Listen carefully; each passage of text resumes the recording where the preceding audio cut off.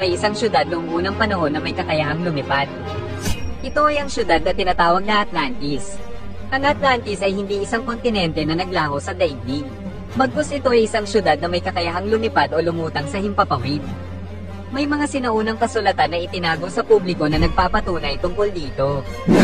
Noong pinakaunang panahon, ang syudad ng Atlantis ay nakalutang sa ibabaw ng daigdig. Ang mga taga-Atlantis ay gumagamit ng isang makapangyarihang teknolohiya na nagtataglay ng isang misteryosong energy source. At ito ang siyang nagbibigay ng napakalakas na enerhiya sa buong syudad ng Atlantis. Ang pinagkukunan nila ng enerhiyang ito ay gumagana sa paraang hindi kayang unawain ng sangkatauhan. At sa mga hindi nakakaalam, sa gitnang bahagi ng syudad ng Atlantis ay mayroong isang makapangyarihang kristal. At ito ay ang tinatawag na Firestone. At ang kristal na ito ay ipinagkaloob sa kanila ng mga Anunnaki. At dahil sa makapangyarihang kristal na ito, nagkaroon ng kakayahan ng mga taga-Atlantis na manipulahin ang gravity at energy. Ito ay isang uri ng siyensya upang magawa ng mga ito na palutangin ang kanilang syudad. Ang teknolohiyang ito ay hindi lamang matatagpuan sa Atlantis, sapagkat ang mga katulad ng kristal na ito ay natagpuan rin sa mga piramid ng Egypt at sa mga sinaunang templo sa South America.